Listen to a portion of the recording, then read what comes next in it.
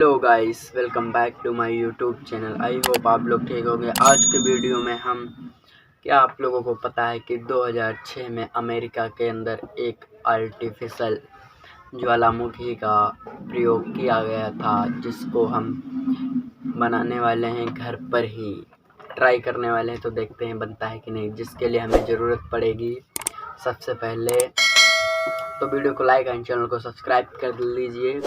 सबसे पहले एक गिलास की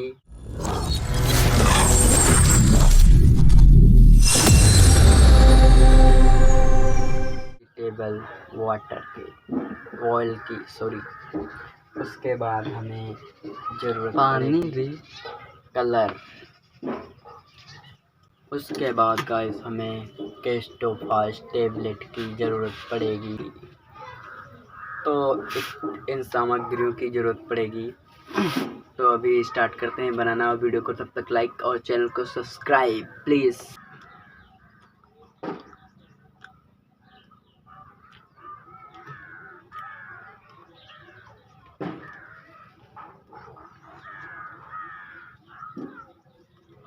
पहले डालते हैं ऑयल।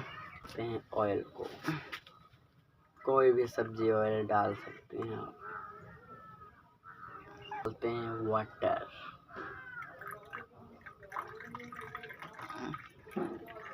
कलर,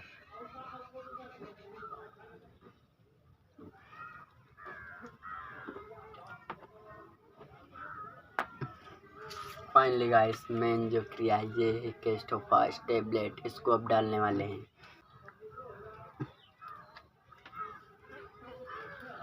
अमेजिंग, देख लीजिए गाइस, अमेजिंग होने लगा मेरे।